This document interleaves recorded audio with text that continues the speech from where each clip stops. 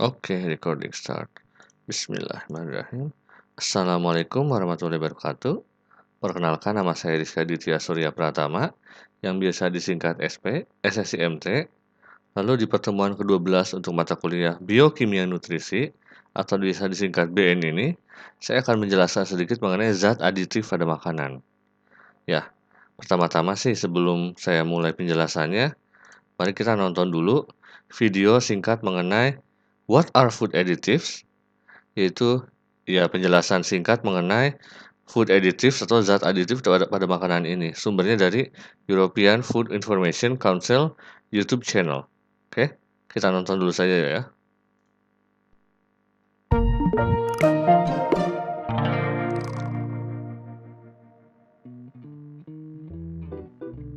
Maintaining a healthy, sustainable diet relies on access to a variety of different foods. It's important to consider the origin, quality, and safety of what we eat. Sometimes we want to have tomato sauce in winter, eat a ready meal after a long day at work, or try a yogurt with a surprising texture. For that, we need the help of food additives. Food additives usually don't have a nutritional value, but they are added to food in small amounts to serve a specific function. Some, like preservatives, stop bacteria or mold from spoiling our food so that it lasts longer. Colours are used to make our food look more appealing.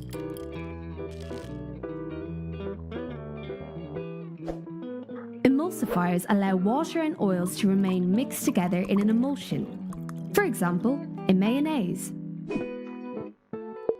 Food additives can be invented by scientists or inspired by nature.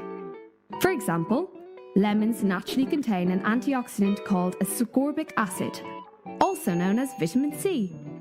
When added to foods such as fruit juice, jam, or canned vegetables, it helps preserve taste and colour and allows the food to stay edible for longer. Since it's used in large quantities by food producers, we must synthesize it. From a lemon or from a lab, it's the same molecule. Every food additive that we find on our plate has been thoroughly tested and approved by EFSA, the European Food Safety Authority.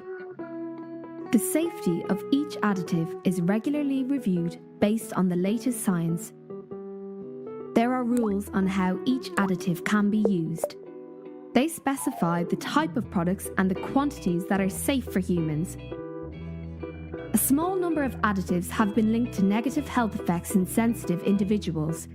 For example, colours in hyperactivity or intolerance to sulfites in wine. All approved food additives are assigned an E number. You can find the E number or name of the additive along with its functions on your food packaging. Be curious. Check your food's label.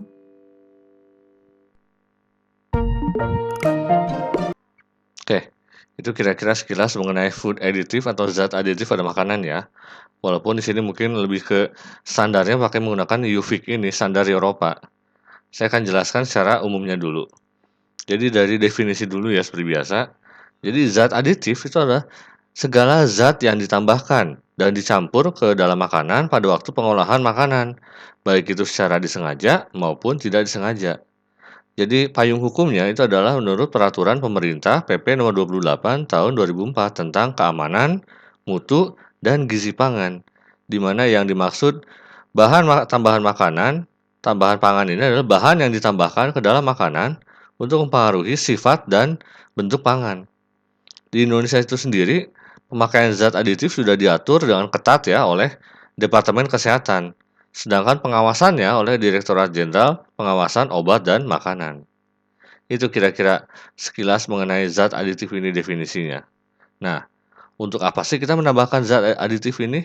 Jadi fungsinya adalah sebagai berikut. Pertama, untuk mempertahankan nilai gizi makanan, karena semua proses pengolahan makanan itu pada saat pengolahan ada gizi yang rusak ataupun hilang. Lalu yang kedua, ini biasanya untuk agar makanan lebih terlihat menarik gitu dan lebih meningkatkan selera makan kita. Lalu agar mutu dan kestabilan makanan tetap terjaga. Lalu untuk konsumsi sebagian orang tertentu yang memerlukan diet.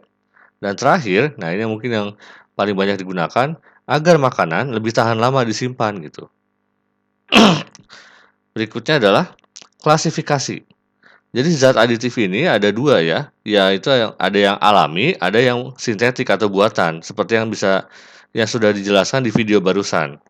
Jadi kalau yang alami, sesuai dengan namanya, itu berasal dari sumber-sumber yang alamiah gitu. Di mana zat ini mudah diperoleh dan lebih aman untuk digunakan, sehingga sampai sekarang penggunaan zat aditif ini merupakan yang paling diminati oleh masyarakat. Tapi kelemahannya adalah penggunaannya biasanya dibutuhkan dalam jumlah yang lebih banyak dan juga kurang stabil gitu kepekatannya atau kurang tahan lama juga. Jadi aman sih aman, tapi butuh jumlahnya lebih banyak dibanding yang sintetik ini. Di mana zat aditif sintetik itu berasal dari bahan-bahan kimia atau dengan kata lain buatan pabrik atau buatan manusia. Keunggulannya apa? Dibanding zat aditif alamiah adalah ya lebih stabil dan kita juga cukup volumenya atau penggunaannya kuantitasnya lebih sedikit dan biasanya lebih tahan lama. Tapi kelemahannya juga ada, di mana kalau zat aditif yang sintetik ini itu bisa menimbulkan resiko penyakit, kanker atau nama lainnya adalah karsinogenik gitu. Jadi masing-masing ada pro dan kontra atau plus dan minusnya ya. Kira-kira seperti itu. Nah, tipe-tipe zat aditif yang biasa digunakan adalah pertama, pewarna. Jadi, pewarna ditambahkan ke dalam makanan itu dengan tujuan ada dua ini, supaya terlihat menarik, eye catching. Dan yang kedua, supaya lebih menggugah selera makan kita. Biasanya yang berwarna-warna itu lebih menarik dimakan daripada yang plain atau warnanya biasa-biasa aja gitu. Nah, pewarna alami itu misalnya wortel. Jadi untuk mewarnai makanan dengan warna kuning kemerahan. Nah, kelebihannya aman dikonsumsi, malah bergizi karena wortel merupakan sumber vitamin A ya. Lalu menghasilkan aroma yang enak dan juga khas selain warnanya. Tapi ada kekurangannya, yaitu pilihan warnanya terbatas, hanya kuning kemerahan atau oranye ya. Dan warnanya juga tidak terlalu tajam seperti pewarna sintesis. Dan yang terakhir tidak praktis, karena mesti diolah dulu kan untuk wortel ini baru bisa digunakan sebagai pewarna. Nah, kalau yang sintesis contohnya adalah tartazin. Itu pewarna yang warna kuning. Kelebihannya, pilihan warna itu lebih banyak, kuningnya itu nggak hanya kuning kemerahan, tapi bisa diatur mau kuning warna seperti apa. Dan lebih praktis, tinggal teteskan gitu. Nah, kekurangannya, biasanya untuk yang tartazin ini nggak ada aromanya, jadi nggak ada wangi-wangiannya, dan ada juga beberapa jenis pewarna yang tidak cocok atau tidak kompatibel untuk makanan dan berisiko menimbulkan penyakit gitu. Contohnya, misalnya kita mungkin di SD zaman dulu ya sering ada mang es atau mang yang jual minuman-minuman yang berwarna-warna, ya itu sebenarnya nggak aman gitu karena pewarnanya itu biasanya pewarna-pewarna yang seharusnya tidak digunakan untuk makanan. Makanya sekarang mang yang jualan es itu udah nggak ada lagi harusnya kan. Karena pewarna sintesis ini terutama untuk makanan itu sudah sangat diperketat, jadi nggak boleh sembarangan digunakan. Kecuali menggunakan pewarna yang natural atau alamiah ini. Oke, next adalah pemanis. Ya sesuai namanya, fungsi dari pemanis adalah untuk menambah rasa manis pada makanan dan minuman. Ada dua juga tipenya. Pemanis alami, yaitu biasanya berasal dari buah-buahan dan madu, yang merupakan sumber gula atau rasa manis yang alami yang biasanya sering digunakan pada makanan-makanan. Nah, tapi kalau berlebihan itu dapat menimbulkan kegemukan biasanya dan yang alami ini biasanya berbahaya bagi penderita yang diabetes. Jadi kebalikannya ya, untuk yang pemanis ini kalau alami justru malah berbahaya bagi yang diabetes. Nah, untuk yang pemanis buatan, yang sintetik, itu biasanya tidak dapat dicerna karena bukan sumber energi. Jadi hanya untuk mendapatkan pemanis saja, tapi nggak bisa untuk sebagai sumber energi. Dan ini merupakan pilihan alternatif yang aman untuk menderita diabetes misalnya.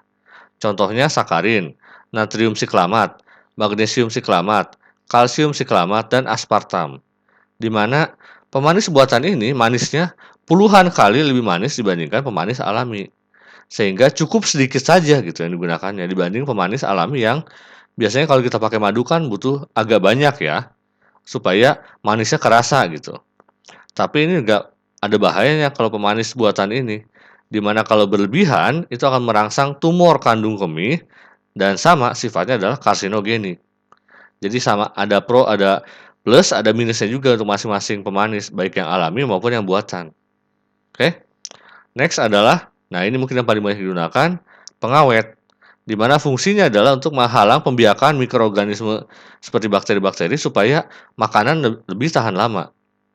Pengawet alami, misalnya kita melakukan pengasapan ikan, atau penggaraman ikan, atau pendinginan buah di lemari es. Ini supaya ya si ikan dan juga buah-buahan ini lebih tahan lama gitu. Makanya kita gunakan pengasapan atau dilakukan penggaraman. Biasanya seperti itu ya untuk ikan, dan untuk buah ya kita dinginkan di lemari es supaya tidak cepat busuk gitu. Nah, kalau pengawet buatan misalnya garam benzoat untuk menghambat pertumbuhan bakteri. Lalu bisa juga disemprot dengan gas etilen oksida dan juga gas propilen oksida untuk membunuh bakteri, jamur, dan juga virus gitu. Nah, tapi pengawet justru yang paling banyak bahayanya. Misalnya, pengawet yang digunakan dalam makanan yang sekarang nggak boleh digunakan adalah formalin ya. Ya, atau namanya lainnya adalah pengawet mayat. Itu dulu digunakan untuk pengawet tahu. Ini dapat menyebabkan kanker paru-paru, gangguan alat pencernaan, dan juga jantung. Karena itu sudah dilarang untuk formalin ini untuk ke makanan, karena biasanya formalin ini untuk mengawetkan mayat ya. Lalu yang berikutnya adalah boraks. Ini juga pengawet yang cukup populer dulu ya untuk bakso terutama. Tapi ternyata karena menimbulkan efek negatif yaitu gangguan pada otak, hati, dan kulit, sekarang boraks sudah dilarang juga untuk digunakan sebagai pengawet makanan, terutama bakso gitu. Oke, jadi pengawet ini bisa dibilang yang paling penting dan yang paling harus dijaga atau hati-hati dalam penggunaannya, karena bahayanya juga lebih bahaya dibandingkan zat aditif lainnya. Terakhir mungkin adalah penyedap rasa. Ya, sesuai namanya, tujuannya itu untuk menambah cita rasa pada makanan. Contohnya, yang alami misalnya gula, garam, atau rempah-rempah. Sedangkan yang buatan, yang mungkin sudah terkenal ya, yaitu adalah monosodium glutamat atau MSG, atau nama lain adalah vetsin. Atau bisa juga dengan menggunakan isoamil asetat. Nah, MSG ini kalau berlebihan itu dapat menyebabkan yang namanya Chinese Restaurant Syndrome. Ya, ini bukan rasis karena Chinese, tapi emang sindromnya ini banyak ditemukan di restoran Chinese, makanya dinamakan Chinese Restaurant Syndrome. Itu merupakan gejala-gejala seperti sesak nafas, sakit dada, pusing, dan mudah letih. Itu diakibatkan karena berlebihannya MSG. Karena biasanya ya ini di restoran Chinese banyak menggunakan MSG untuk penyedap rasanya, makanya rasanya lebih kuat gitu. Tapi ya ini efek sampingnya adalah sesak nafas, sakit dada, pusing, dan bahkan mudah letih. Itu akibat dari MSG yang berlebih gitu. Oke. Jadi menyedap rasa ini mungkin juga sering digunakan terutama yang alami, tapi kalau yang buatan hati-hati terutama apabila kita memakan makanan yang banyak mengandung MSG seperti contohnya mie instan aja. Makanya kenapa ada batasan juga untuk makan mie instan ini, jangan sampai tiap hari kita makan mie instan. Oke. Nah, batasannya itu seperti ini di Indonesia ya. Jadi ada batas penggunaan zat aditif. Jadi untuk batas maksimal penggunaan harian atau BMP atau dinamakan ADI ya, ADI, Acceptable Daily Intake, itu sangat penting diketahui oleh produsen makanan dan juga masyarakat. Jadi jangan sampai kita mengkonsumsi zat-zat aditif ini lebih dari batasan yang sudah ditentukan oleh Permenkes RI per kilogram makanan dan juga atau batasan ADI-nya ini per kilogram berat badan gitu. Jadi dibandingkannya terhadap berat badan kita. Misalnya sakarin, itu batasannya 50 mg sampai dengan 300 mg. Ini udah batasannya ya. Lalu untuk MSG secukupnya. Jadi bahkan sudah tidak boleh banyak-banyak itu. Bahkan untuk batasan ADI-nya pun 0 sampai 120 mg saja maksimal untuk MSG ini. Dan lain-lainnya bisa dilihat di tabel ini untuk batasan tiap-tiap zat aditif pada per kilogram makanan dan juga per kilogram berat badan. Jadi contohnya MSG ini 120 mg itu per kilogram berat badan kita. Jadi ya sangat sedikit sekali ya untuk batasan MSG dalam tubuh kita ini. Itu kira-kira penjelasan singkat saya mengenai zat aditif pada makanan. Terima kasih banyak. Jangan lupa klik like, komen, dan juga subscribe channel saya ini ya. Wassalamualaikum warahmatullahi wabarakatuh.